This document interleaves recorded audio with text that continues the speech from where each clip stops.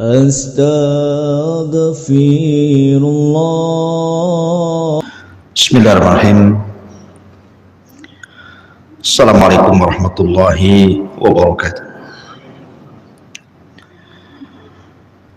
Alhamdulillah wassalatu wassalamu ala rasulillah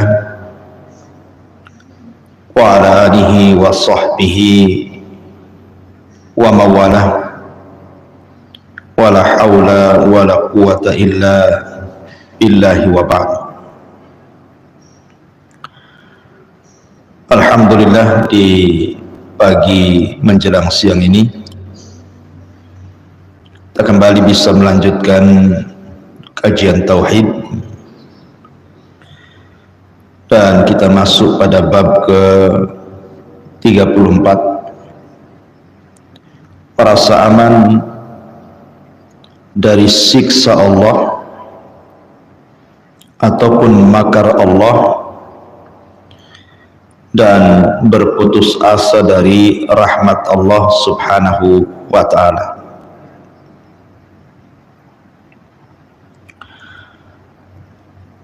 Kemudian pengarang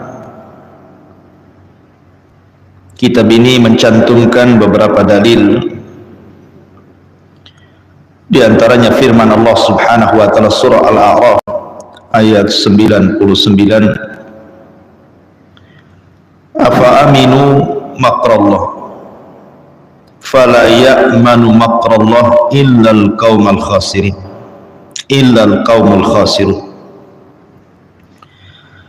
maka apakah mereka merasa aman dari azab Allah?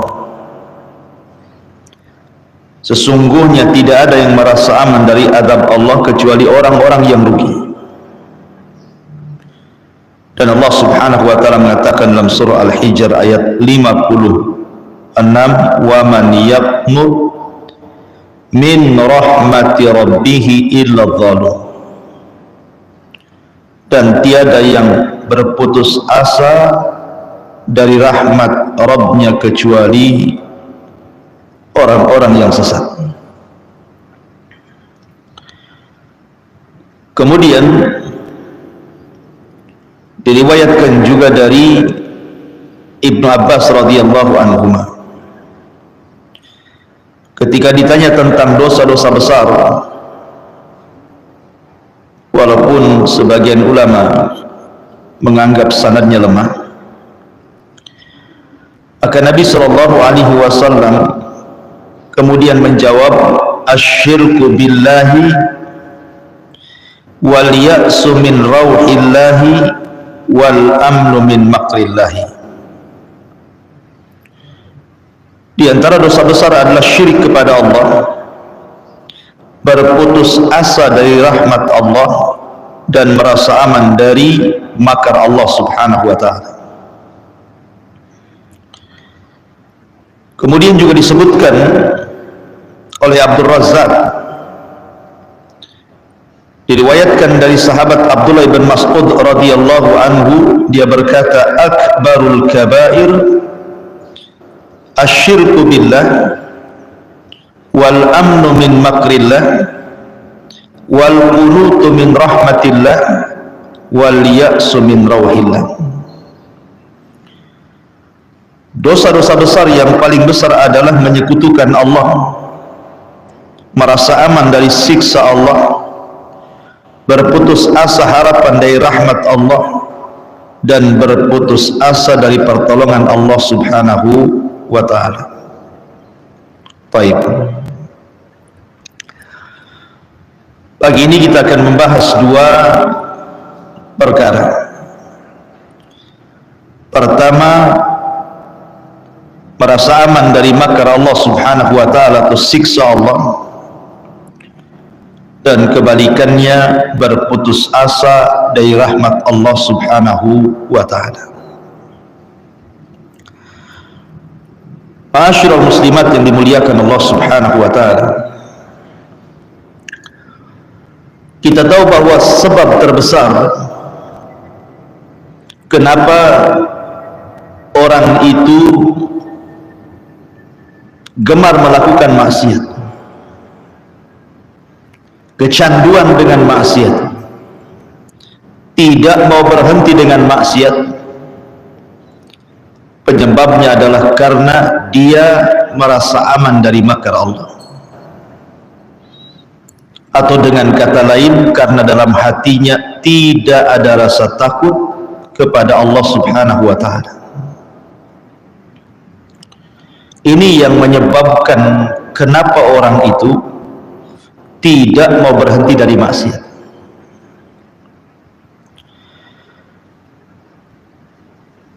Karena terkadang apabila ada orang yang kemudian ibadahnya kurang, bahkan sama sekali tidak beribadah kepada Allah Subhanahu wa ta'ala, maksiatnya banyak, tetapi kehidupannya secara zahir nampaknya senang saja, sehat-sehat saja, usahanya lancar, ketawa-ketawa saja, dan begitu seterusnya. Sehingga kemudian ada orang yang menjadikan dalil, buktinya si fulan tidak salat, tidak baca Quran, tidak hadir di majelis ta'lim, tidak ada apa-apa, tidak ada musibah yang menimpanya. Akhirnya orang-orang pun mulai mengikuti langkah dan contoh si fulan yang bermaksiat tapi tidak diazab. Lihat perkataan orang-orang saat melihat Qarun keluar dengan kemegahannya. Allah Subhanahu wa ta'ala berfirman, fa kharaja ala qaumihi fi zinatihi qala alladhina yuriduna al-hayata ad-dunya ya laita lana mithla ma utiya Qarun. Maka ketika Qarun keluar kepada kaumnya dengan kemegahan, orang-orang yang tidak menginginkan, orang-orang yang rakus menginginkan kehidupan dunia berkata, mudah-mudahan kita mempunyai harta kekayaan seperti apa yang diberikan Allah kepada Qarun. Dan kebanyakan manusia seperti itu. Kebanyakan manusia seperti itu. Mereka merasa aman dari makar Allah karena melihat orang lain juga tidak ditimpakan musibah. Padahal mereka tidak salat, mereka tidak ibadah, kok hidupnya tenang-tenang saja. Maka akhirnya dia pun mengucapkan seperti ucapan Qarun, seperti ucapan orang-orang yang melihat Qarun, ya laita lana mithla ma utiya Qarun. Mudah-mudahan kita mempunyai harta kekayaan seperti apa yang diberikan kepada Qarun. Akhirnya kemudian tanpa melihat bagaimana orang itu berhasil, bagaimana orang itu bekerja dari awal sehingga jadi kaya raya, sehingga menjadi pejabat dan begitu seterusnya, dia pun mengikuti jejak orang itu tapi dengan cara yang keliru, menghalalkan segala cara. Persis seperti sabda Nabi SAW, sayati alaikum zaman la yubalil mar'u bima akhadal mal. Akan datang zamannya di mana orang-orang tidak peduli saat mengambil hartanya, saat mengambil kekayaannya, amin halalin amin haramin, ataukah dia mengambil dari yang haram ataukah dari yang halal, enggak peduli. Yang penting dia bisa kaya seperti dia, bisa punya pangkat jabatan seperti dia. Akhirnya dia merasa aman dari makar Allah dan tidak takut kepada Allah Subhanahu wa ta'ala. Itulah penyebab terbesar kenapa orang tidak peduli dan peduli dengan maksiat, karena tidak ada rasa takut dalam hatinya yang menimbulkan merasa aman dari makar Allah Subhanahu wa ta'ala. Ma'asyiral muslimat yang dimuliakan Allah Subhanahu wa ta'ala, padahal kalau seandainya kita masih memandang bagaimana kisah Qarun, Qarun itu, pada awalnya dia adalah pengikut Nabi Musa. Bahkan diceritakan bahwa Qarun ini seorang munawwir, orang yang memiliki bacaan Taurat yang paling indah di zamannya. Orang suka dengan Qarun. Akhirnya kemudian saat dibukakan kepada Qarun kekayaan yang membentang di hadapannya, sehingga Qarun menjadi kaya raya, akhirnya lupa diri. Begitulah kekayaan terkadang melupakan diri. Kalla innal insana la yatgha an ra'ahus taghna. Terkadang orang mudah melampaui batas ketika Allah Subhanahu wa taala berikan kecukupan kepadanya. Akhirnya kemudian Qarun ini dinasihati baik-baik. Kemudian dikatakan kepada Qarun, la tafrah innallaha la yuhibbul farihin. Qarun, jangan senang dulu, karena Allah Subhanahu wa taala tidak suka kepada orang-orang yang menyombongkan dirinya. Allah tidak suka dengan orang-orang yang menyombongkan dengan hartanya. Wabtaghi fima ataqallahu ad-daral akhirah wa la tansa nasibaka minad dunya wa ahsin kama ahsanallahu ilaik wa la tabghi al-fasada fil ard innallaha la yuhibbul mufsidin. Kemudian orang-orang baik ini pengikut Nabi Musa menasihati lagi, Qarun, carilah pahala negeri akhirat dengan apa yang telah dianugerahkan Allah kepadamu.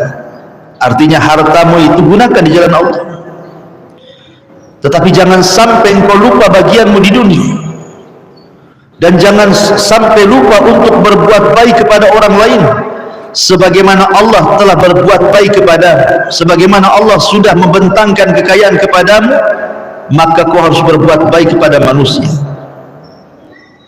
Berikan haknya, hartamu kepada manusia, zakatnya, sedekahnya, dan janganlah kamu berbuat kerusakan di bumi ini, karena sungguh Allah tidak menyukai orang-orang yang melakukan kerusakan. Artinya Qarun itu sudah dinasihati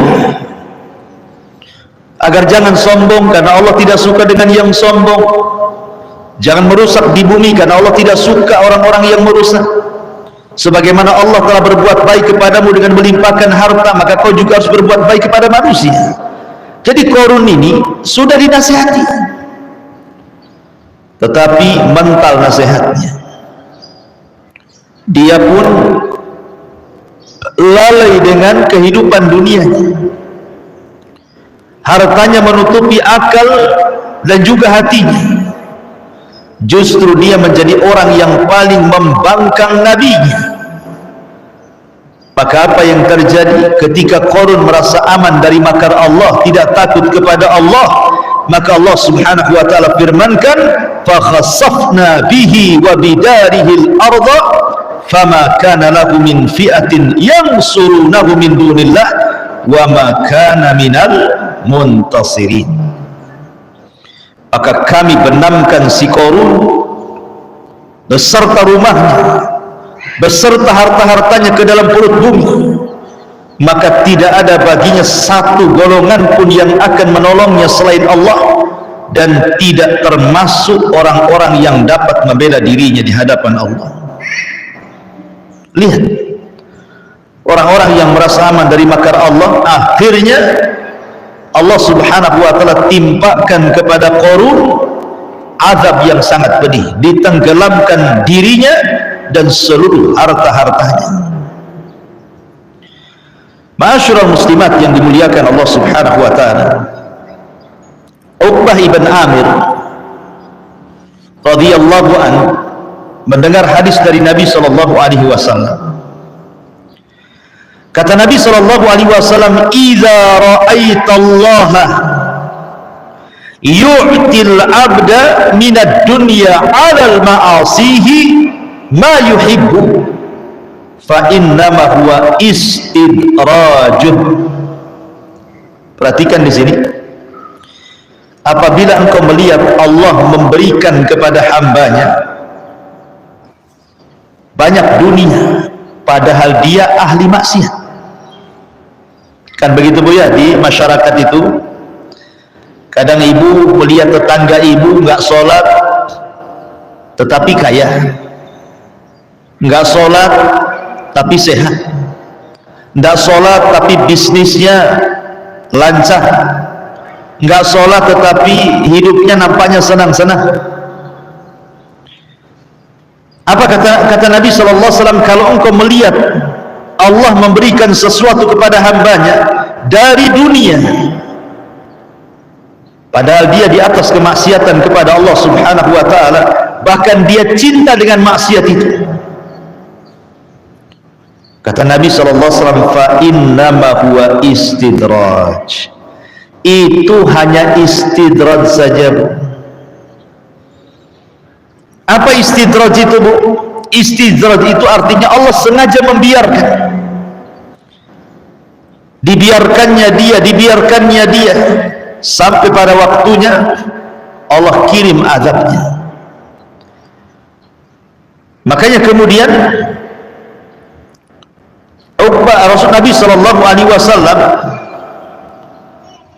membacakan sebuah ayat kepada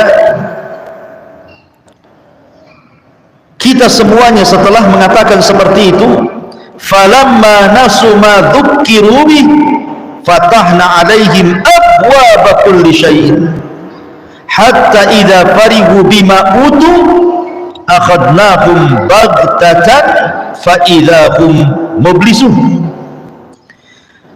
Maka ketika mereka melupakan peringatan yang telah diberikan kepada mereka, kami pun membukakan semua pintu kesenangan untuk mereka. Ketika mereka melupakan peringatan yang telah diberikan kepada mereka, kata Allah, kami pun membukakan semua pintu kesenangan untuk mereka. Mereka tidak salat, mereka maksiat, tapi mereka senang dengan dunia, dibukakan dunia lebar-lebar kepadanya. Tetapi apa yang terjadi? Sehingga ketika mereka bergembira dengan apa yang telah diberikan kepada mereka dari Allah, akhadnahum baghtatan fa idza hum mublisun, maka siksa mereka Allah atau kami siksa mereka secara tiba-tiba, maka ketika itu mereka terdiam berputus asa.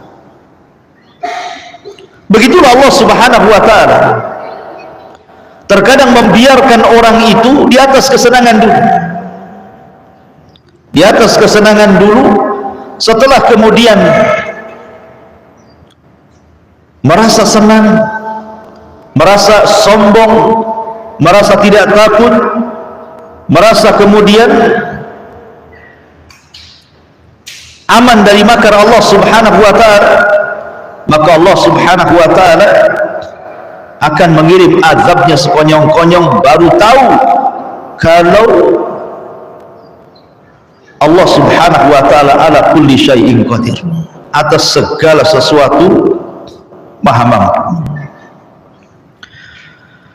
Perhatikan sebuah kisah yang disebutkan oleh Allah dalam surah Al-Qalam. Ini menunjukkan bahayanya merasa aman dari makar Allah. Allah Subhanahu wa ta'ala berfirman, inna balawnahu kama balawna ashabal jannati idh aqsamu la yaslimunnaha musbihin wa la yastathnun fatafa 'alaiha ta'ifun min rabbika wa hum na'imun fa asbahat kassarin fatanadaw musbihin aniddu ala harthikum in kuntum sarimin famtalaqu wa hum yatakhafatun alla yadkhulannaha al-yawma 'alaykum miskin wa ghadaw ala ardin qadirin falamma ra'awha qalu inna ladhalun bal nahnu mahrumun qala awsatuhum alam aqul lakum laula tusabbihun qalu subhana rabbina inna kunna zalimin. Fa aqbala ba'duhum ala ba'di yatalawamun qalu ya wailana inna kunna taghin asa rabbuna an yubdilana khairan minha inna ila rabbina raghibun. Jadi ada kisah, Bu, begini kisahnya. Di zaman dulu ada orang kaya, kaya raya, tetapi dia orang baik, Bu. Orang kaya ini orang baik. Dia punya kebun yang sangat luas sekali, dipenuhi dengan buah-buahan. Apabila datang waktu panen, maka dia akan undang orang-orang miskin untuk memetik buah-buahan tersebut. Jadi dia mendahulukan orang-orang miskin biar mengambil yang baik-baik. Setelah orang-orang miskin itu mengambil jatah-jatah mereka, kemudian pergi, barulah kemudian pemilik kebun ini memanennya, kemudian menjual. Tapi dengan cara itu Allah lapangkan kekayaannya. Karena bagaimanapun dalam syariat Islam, ma naqasa min mali sadaqah, tidak mungkin berkurang harta yang disedekahkan. Mana ada, Bu? Hari ini orang punya kebun, sebelum orang yang punya kebun memanennya, dia datangkan orang-orang miskin suruh petik-petik sendiri. Kemudian setelah dipetik yang baik-baik, kemudian orang-orang miskin sudah mendapatkan jatah, kemudian pulang, baru kita yang memanennya. Mana ada hari ini kayak gitu, Bu? Tapi ini terjadi di zaman dulu. Akhirnya kemudian meninggallah orang kaya yang baik ini. Punya anak 5, yang 4 jahat, yang 1 baik. Yang tengah-tengah ini baik, yang nomor 3 ini, yang nomor 1, nomor 2 jahat, yang nomor 3 baik, nomor 4, nomor 5 jahat. Jadi akhirnya kemudian yang 4 anaknya ini mengatakan, bapak kami ini bodoh. Ngapain orang-orang miskin itu dikasih jatah? Coba kalau seandainya kita jual semua hasilnya, tentu kita akan kaya dan semakin kaya. Akhirnya kemudian mereka pun bermakar, membuat tipu daya. Dengan cara apa? Mereka akan datang pagi-pagi buta sebelum orang-orang miskin datang, dan mereka akan memanennya duluan sebelum orang-orang miskin tiba. Dan mereka mengatakan tidak akan memberi sedikit pun bagian kepada orang miskin. Ada saudaranya yang baik, yang tengah-tengah, menasihati jangan seperti itu, bapak kita tidak seperti itu. Tetapi yang 4 bersaudaranya, mereka kompak untuk tidak lagi memberikan jatah kepada fuqara wal masakin, bakhil. Maka apa yang terjadi? Perhatikan ayatnya. Inna balawnahum kama balawna ashabal jannati idh aqsamu la yasrimunnaha musbihin. Sungguh kami telah menguji mereka sebagaimana kami telah menguji pemilik-pemilik kebun ketika mereka bersumpah pasti akan memetik hasilnya di pagi hari. Wala yastathnun, tetapi mereka tidak mengucapkan insyaallah. Dan mereka bersumpah untuk tidak memberikan jatah kepada fakir miskin. Fatafa 'alaiha ta'ifun min rabbika wa hum naimun. Lalu kebun itu ditimpa bencana yang datang dari Tuhanmu ketika mereka sedang tidur. Jadi besoknya mereka panen, malamnya Allah kirim halilintar dan petir sehingga membakar seluruh kebunnya, menghabiskan semua buah-buahannya. Tidak tersisa, tidak ada yang bisa diambil dari kebun itu. Fa asbahat kassarim, maka jadilah kebun itu hitam seperti malam yang gelap gulita karena terbakar.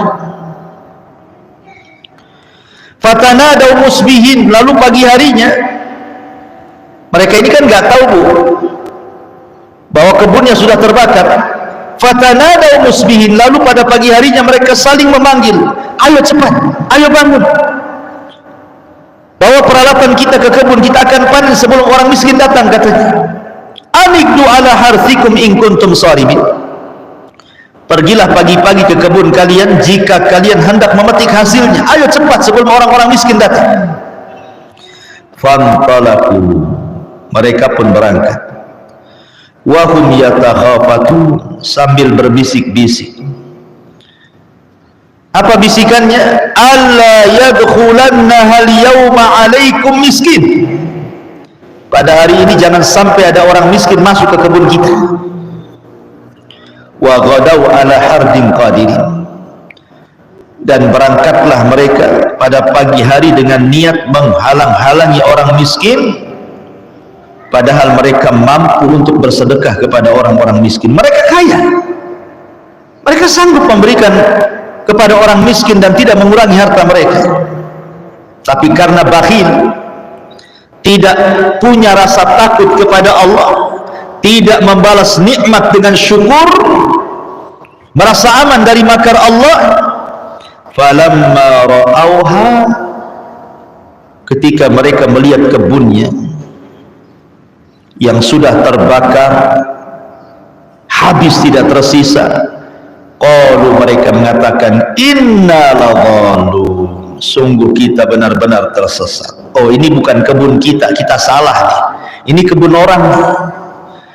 Akhirnya kemudian dia cari lagi kebunnya, datang lagi ke situ, dia cari lagi kebunnya, datang lagi ke situ, memang itu kebunnya yang sudah terbakar. Akhirnya mereka mengatakan, bal nahnu mahrumun, bahkan kita tidak memperoleh apapun. Makanya orang yang tengah-tengah dari anak si bapak kaya yang baik ini mengatakan, qala awsatuhum, berkatalah seseorang yang paling bijak di antara mereka, alam aqul lakum laula tusabbihun, bukankah telah kukatakan kepada kalian, maka mengapa kalian tidak bertasbih, memuja Tuhan, bersyukur kepada Allah, memberikan jatah kepada fuqara wal masakin. Qalu subhana rabbina inna kunna zalimin, mereka mengucapkan maha suci Tuhan kami, sungguh kami adalah orang-orang yang zalim. Maka fa'aqbala ba'duhum ala ba'di yatalawamun, lalu mereka sesama mereka saling menyalahkan. Qalu ya wailana inna kunna taghin, baru mereka sadar dan mereka katakan, celaka kita, sesungguhnya kita orang-orang yang melampaui batas. Asa rabbuna an yubdilana khairan minha inna ila rabbina raghibun, mudah-mudahan Tuhan memberikan ganti kepada kita dengan kebun yang lebih baik daripada yang ini, sungguh kita mengharap ampunan Tuhan kita. Kadzalikal adzab, seperti itulah azab dunia. Wala adzabul akhirati akbar, dan azab akhirat jauh lebih besar. Lau kanu ya'lamun, kalau mereka paham dan tahu hakikat azab akhirat. Beginilah nasib-nasib orang yang merasa aman dari makar Allah. Maka jangan pernah aman dari makar Allah. Azab dunia saja sudah pedih, apalagi azab akhirat.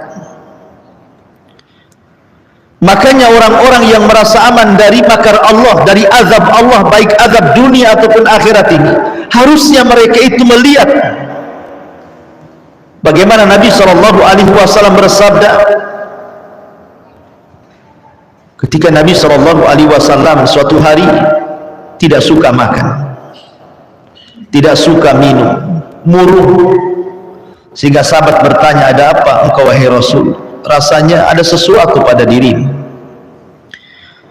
Kata Nabi SAW, kaifa un'am wa qad iltaqa masahibu qarnin qarna, bagaimana saya bisa merasakan nikmat hidup, kata Rasul, kalau pemilik sangkakala Israfil sudah meletakkan moncongnya di mulutnya dan siap ditiupkan untuk kiamat besar, kehancuran alam semesta.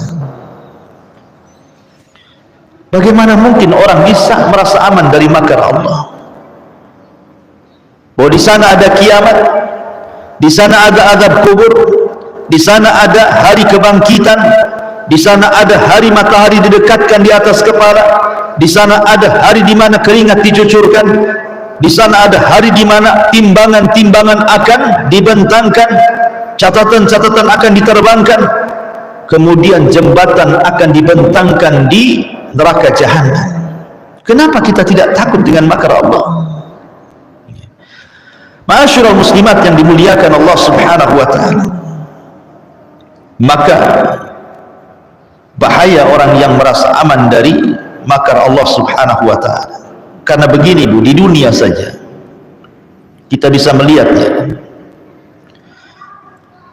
rata-rata musibah yang ditimpakan Allah, baik banjir, tsunami, gempa, angin puting beliung, dan macam-macam yang kita saksikan di negara kita atau di negara orang, itu rata-rata kalau musibah itu datang Bu, itu rata-rata di waktu ketika manusia sedang tidur, sedang lalai. Rata-rata musibah itu datang di saat manusia sedang bermain-main, tidak sadar kalau musibah akan datang. Kan begitu Bu, lihat kenapa banyak orang mati saat gempa, karena orang itu tidak tahu akan ada gempa. Kenapa banyak orang mati saat tsunami, karena orang itu tidak tahu saat tsunami, bahwa tsunami akan datang, bahwa angin puting beliung akan datang, bahwa banjir akan datang. Kalau orang sudah tahu kan pasti menyelamatkan diri Bu, nggak ada orang yang mati kan. Makanya Allah Subhanahu wa ta'ala mengatakan, afa amina ahlul qura an ya'tiyahum ba'suna bayatan wa hum naimun, awa amina ahlul qura an ya'tiyahum ba'suna duha wa hum yal'abun. Maka apakah penduduk negeri ini merasa aman dari siksa kami yang datang malam hari ketika mereka tidur? Ataukah penduduk negeri ini merasa aman dari siksa kami saat datang sementara mereka sedang bermain-main? Afa aminu makrallah fala ya'manu makrallah illal qaumul khasirun. Atau apakah mereka merasa aman dari siksa Allah yang datang tidak terduga? Tidak ada yang merasa aman dari siksa Allah kecuali orang-orang rugi. Terkadang ada orang yang mati saat terjadi musibah itu tidak sempat bertobat Bu, tidak sempat dia sholat, dia tidak pernah sholat tapi ngaku Islam. Saat datang tsunami, saat datang gempa, saat datang banjir, tidak sempat sholat dia mati, tidak sempat tobat dia mati, tidak sempat mengembalikan hak orang lain yang diambilnya, tidak sempat dia meminta maaf kepada orang yang dizaliminya, tidak sempat dia memperbaiki dirinya, mengeluarkan hak hartanya dari sedekah dan zakatnya, tidak sempat apa-apa. Tiba-tiba kemudian datang kematian kepadanya. Apa yang terjadi? Su'ul khatimah, dia mati di atas keburukan. Apa ini yang diinginkan? Itulah bahayanya kalau orang tidak takut kepada Allah, dan kalau orang itu merasa aman dari makar Allah Subhanahu wa ta'ala. Ma'asyiral muslimat yang dimuliakan Allah Subhanahu wa ta'ala, makanya tanamkan rasa takut ini pada setiap hati kita, rasa takut kita kepada Allah, karena ini termasuk rukun ibadah. Ibu kalau sholat pasti baca Al-Fatihah kan Bu? Pasti semua orang yang sholat itu baca Fatihah, tidak mungkin gak baca Fatihah, ya kan? Baik sholat wajib ataupun sholat sunnah, karena Fatihah itu rukun. Ibu tahu nggak bacaan Al-Fatihah di awal-awal itu? Allah mengatakan Alhamdulillahi Rabbil Alamin Ar-Rahmanir Rahim Maliki Yaumiddin. 3 ayat pertama ini bicara tentang rukun ibadah hati. Alhamdulillahi Rabbil Alamin melahirkan perasaan cinta kita kepada Allah, karena tidaklah Allah dipuji oleh kita kecuali karena kita cinta dengan Allah, makanya kita puji Allah. Karena orang yang membenci tidak mungkin memuji. lahirlah cinta. Ar-Rahmanir Rahim, Allah Maha Penyayang lagi Maha Pengasih. Dari Ar-Rahman dan Rahim lahirlah sifat rahmat. Dari sifat rahmat ini lahirlah roja, harapan. Karena Allah itu Rahim, ada harapan kita kepada Allah Azza wa Jalla, meminta apa yang ada di sisi Allah Subhanahu wa Ta'ala, karena Allah Rahim. Kemudian Maliki Yaumiddin, disinilah ada pelajaran takut. Kita harus takut kepada Allah. Kenapa? Karena Allah itu Maliki Yaumiddin, Dia adalah Raja di hari kebangkitan. Ketika alam semesta dihancur-hancurkan selama 40, apakah 40 hari, 40 bulan, 40 tahun, wallahu alam. Tapi jarak tiupan sangkakala pertama ke kedua itu 40 jaraknya. Allah hancurkan semuanya. Allah tumpahkan lautan ke daratan. Allah jatuhkan bintang dan alam semesta yang ada di langit. Bahkan Allah gulung langit, Allah gempakan bumi, Allah terbangkan gunung, Allah binasakan manusia, jin dan juga para malaikat. Ketika tidak ada makhluk kecuali yang Allah kecualikan, Allah mengatakan apa? Limanil mulkul yaum. Limanil mulkul yaum. Tahukah kamu kerajaan ini pemilik siapa, kata Allah? Tidak ada yang menjawab karena tidak ada makhluk. Sudah binasa semuanya. Maka Allah jawab sendiri, Lillahil wahidil qahhar. Kerajaan ini milik yang satu dan maha perkasa. Dialah Allah Maliki Yaumiddin. Lahir perasaan takut. Takut kepada Allah Subhanahu wa Ta'ala. Karena takut ini adalah ibadah hati. Artinya harapan dan takut ini tidak boleh dihilangkan. Karena itu sama dengan kedua sayap burung, dan kepalanya adalah al-qub, perasaan cinta kepada Allah Subhanahu wa Ta'ala. Ini penggalan yang pertama dari mu'alif rahimahullahu ta'ala, merasa aman dari siksa Allah. Penggalan yang kedua, jangan berputus asa dari rahmat Allah. Dan ini kebalikannya. Kalau merasa aman dari makar Allah, maka orang ini tidak punya rasa takut. Tetapi kalau berputus asa dari rahmat Allah, artinya orang ini sudah hilang perasaan harapannya kepada Allah. Putus asa. Dan dua-duanya dosa besar. Tidak boleh. Adapun putus asa dari rahmat Allah Subhanahu wa Ta'ala, maka Allah Subhanahu wa Ta'ala berfirman kepada orang-orang yang mereka dirundung putus asa dari rahmat Allah Subhanahu wa Ta'ala. Allah Subhanahu wa Ta'ala berfirman di dalam Al-Quranul Karim,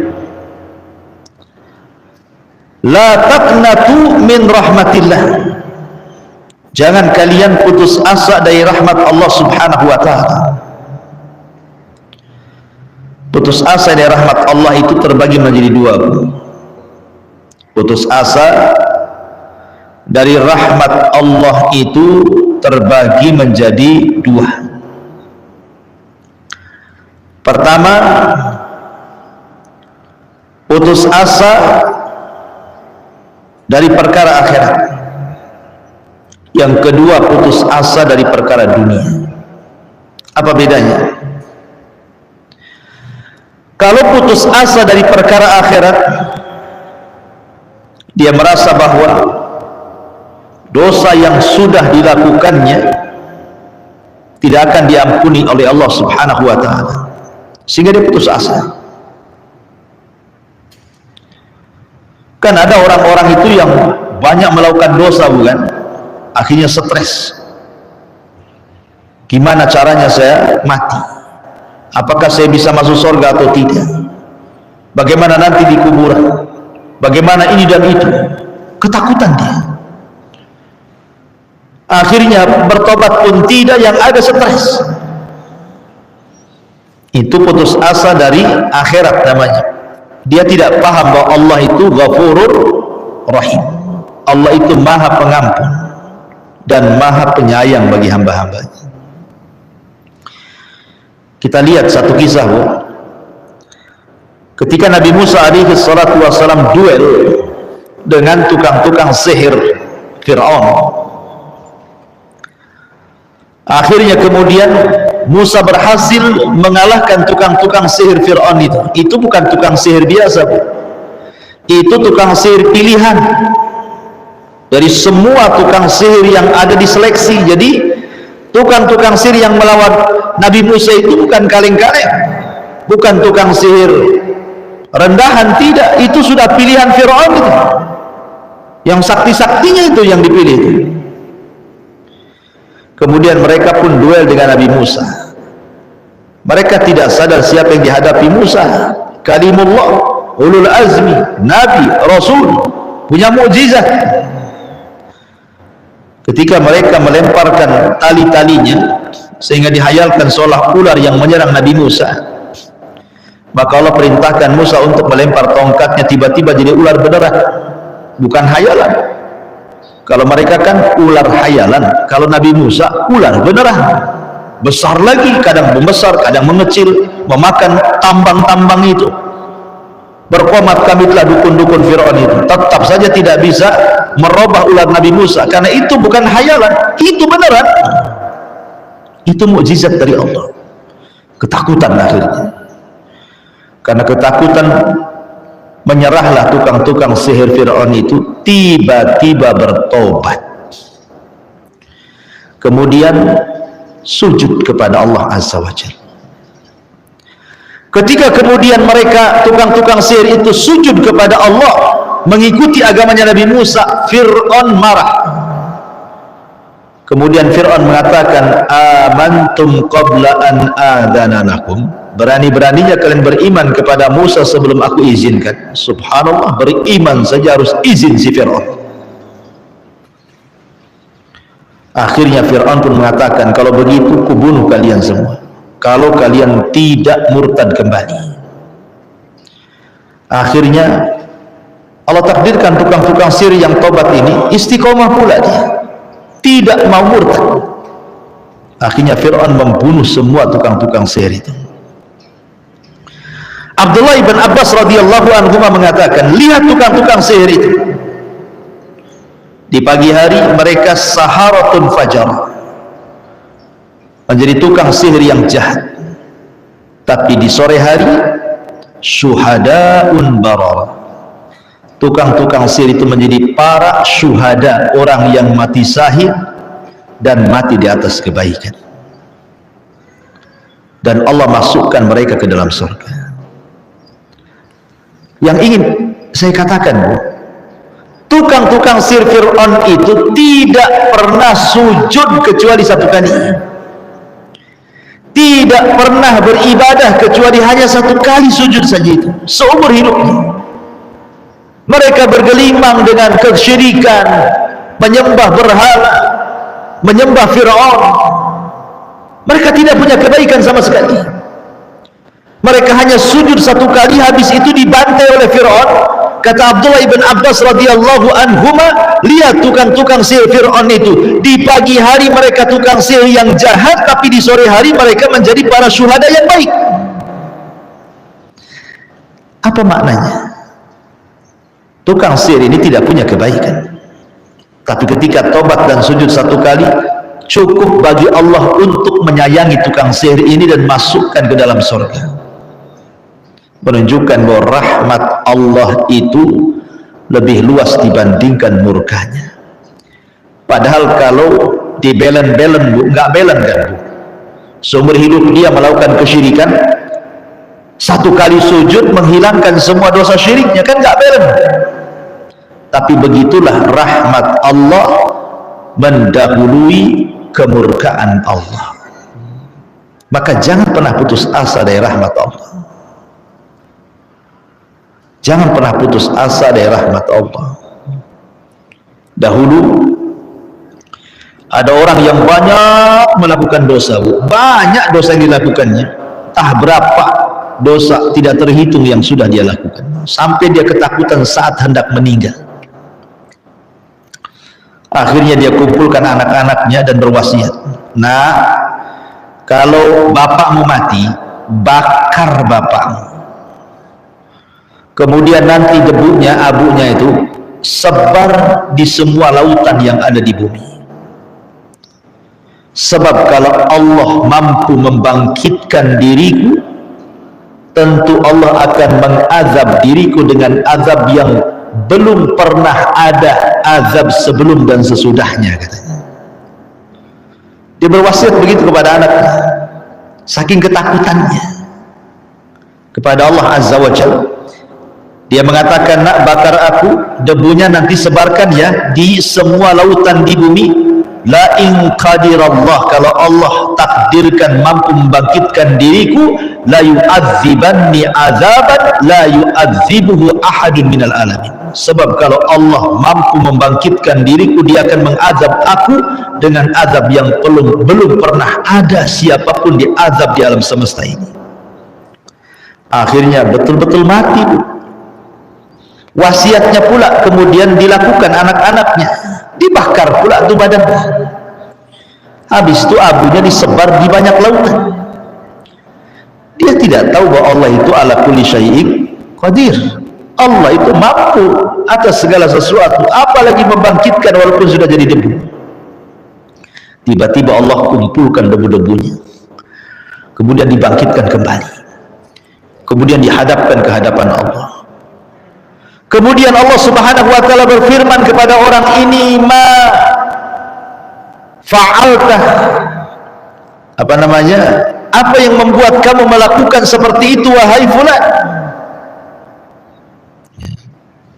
Apa yang membuat, apa alasan kamu sehingga engkau melakukan seperti itu, berwasiat kepada anak-anakmu untuk dibakar, disebar abunya? Kalau Allah sanggup membangkitkan diriku, aku akan diazab yang tidak pernah ada orang di alam semesta diadab seperti itu, katanya. Ma hamalaka ala'an fa'alta bikada.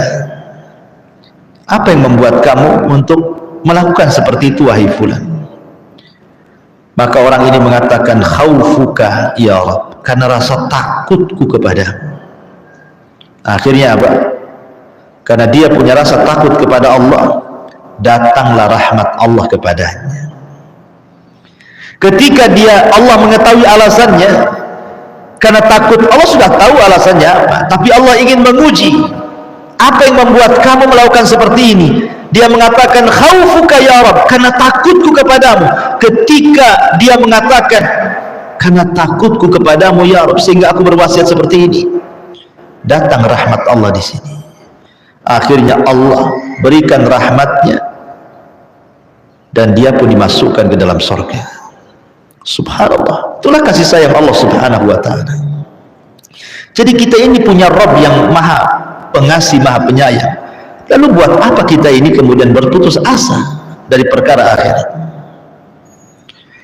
Dahulu ada orang yang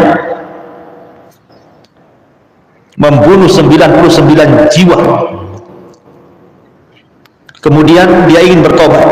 Salah tanya dia, tanya pula pendeta yang jahil. Ini kan di masa dulu, bukan di masa Islam. Kata pendeta yang jahil ini, oh, kamu tidak ada ampunan, kau sudah banyak bunuh orang, 99 nyawa kau bunuh, mana ada lagi ampunan? Ampunan sudah tertutup. Marah dia, dibantainya pendeta itu genap 100. Tapi dia tidak putus asa. Dia cari lagi orang yang bisa ditanya.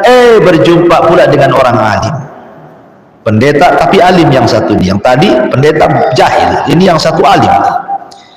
Ditunjukkanlah sama pendeta alim ini, kalau kau ingin bertobat, di sono ada desa semuanya orang alim, orang soleh, belajar kau di sana. Mudah-mudahan Allah terima tobatmu. Senang dia. karena ingin betul-betul tobat, berangkat dia. Ketika di tengah jalan, Allahu a'lam apa yang terjadi, tiba-tiba kemudian dia mati, belum sampai ke desa yang dituju. Datang malaikat azab mau mengambil ruhnya. Ketika ruh itu hendak diambil malaikat azab, datang pula malaikat rahmat hendak mengambil ruhnya. Rebutanlah antara malaikat azab dan malaikat rahmat tentang ruh anak yang mau tobat ini, yang sudah membunuh 100 jiwa ini. Kata malaikat azab, dia pantas masuk neraka, 100 jiwa sudah dia bunuh. Kata malaikat rahmat, oh tidak bisa, dia harus masuk surga karena sudah ada niat tobat. Rebutan. Akhirnya Allah subhanahu wa ta'ala putuskan dan mengutus malaikat hakim. Akhirnya mengatakan, sudah gini saja, ukurlah antara kematiannya dengan desa yang dituju, dengan kematiannya dengan orang yang ditanya, orang alim yang ditanya. Sebenarnya secara jarak kematian dia dengan orang yang alim yang ditanya itu lebih dekat. Artinya malaikat azab berhak dengan ruhnya, tetapi karena rahmat Allah dilipat bumi, didekatkan dengan desa yang dituju, maka malaikat rahmat mengambil ruhnya. Subhanallah. Harusnya dia diambil malaikat azab, tapi dilipat bumi oleh Allah, menunjukkan apa? Kasih sayang Allah kepada kita.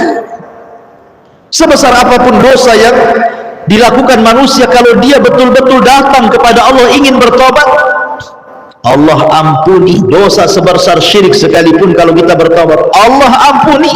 Ya ibna Adam, law dhunubuka anana sama thumma astaghfartani ghafartu laka ala ma kana minka wala ubali. Hai anak Adam, kata Allah dalam hadis kudusi, kalau dosamu membumbung sampai ke langit, kemudian kau minta ampun kepadaku, ku ampuni.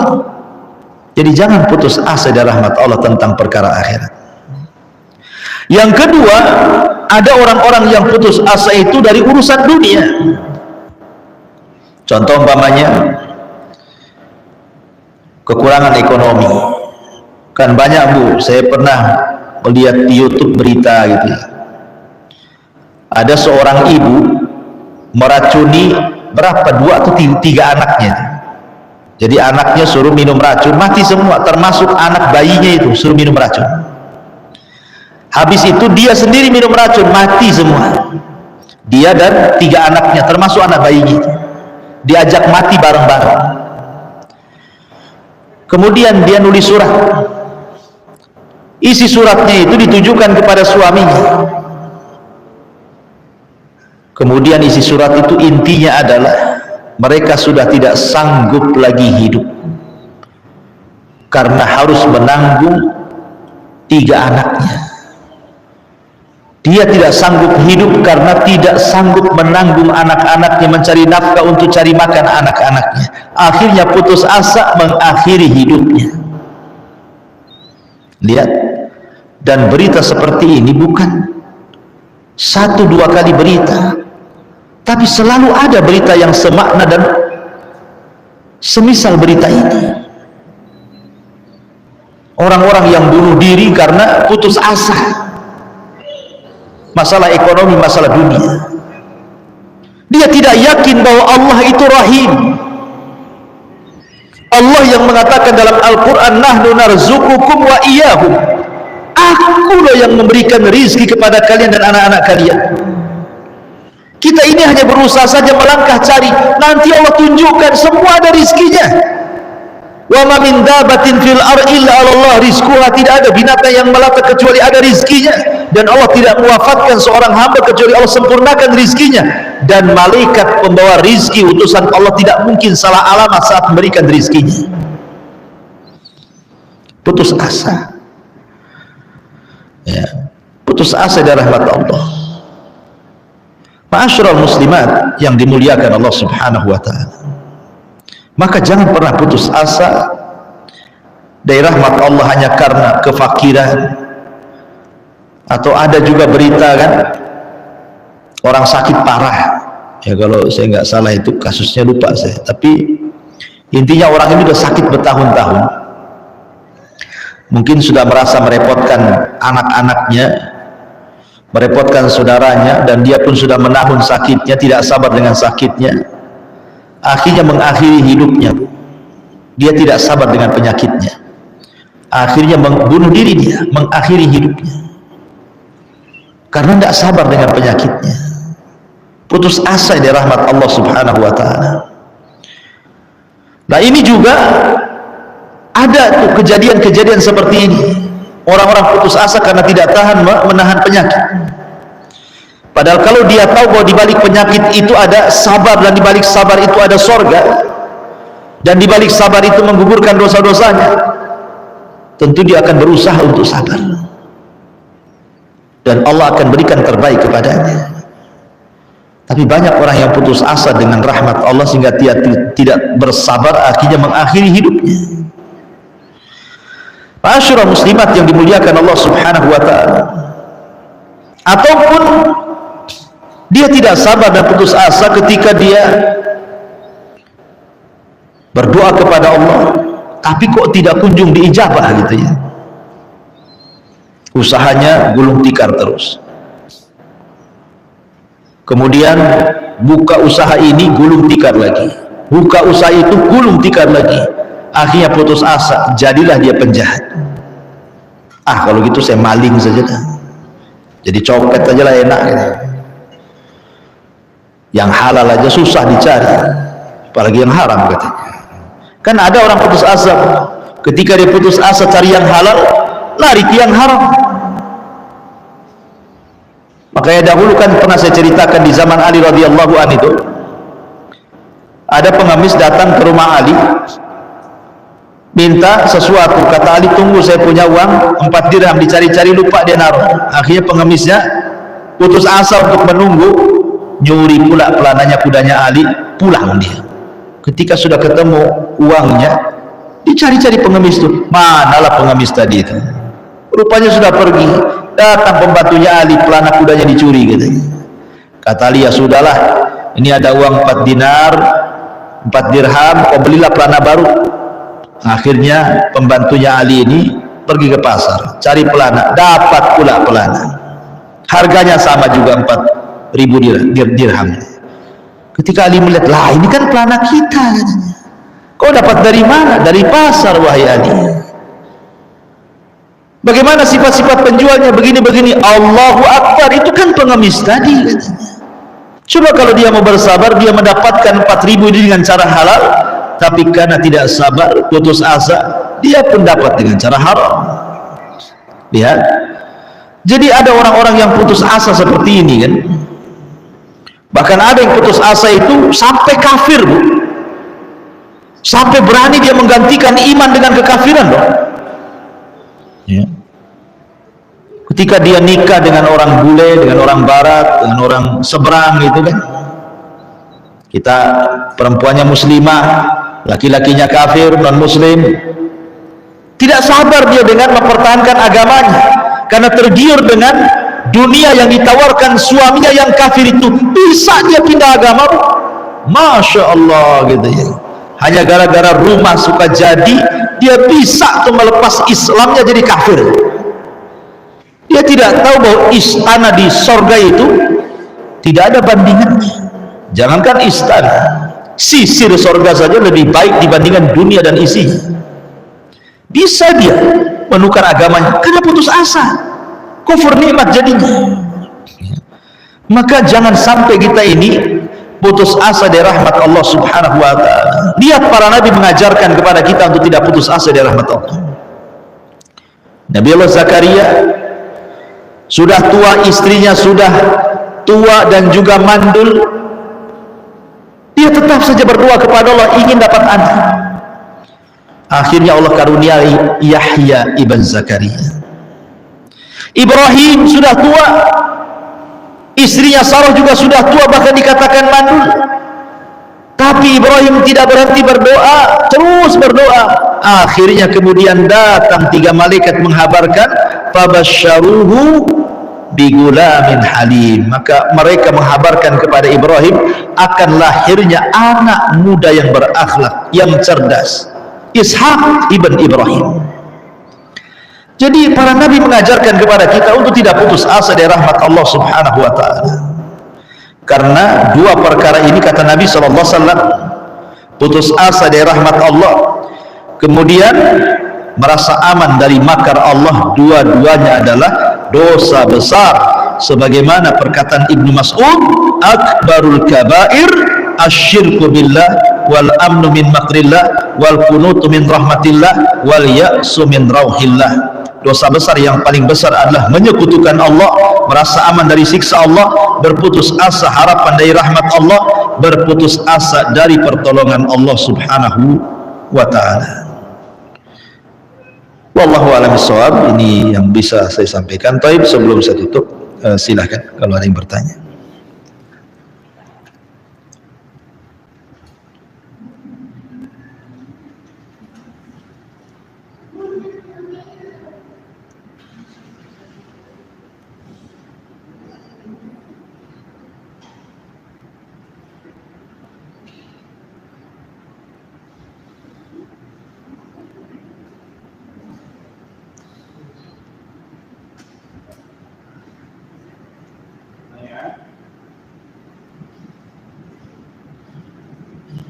Ya, kalau nggak ada, alhamdulillah. Subhanaka bihamdika, asyhadu an la ilaha illa anta astaghfiruka wa atubu ilaik. Allahu ta'ala. Assalamualaikum warahmatullahi wabarakatuh.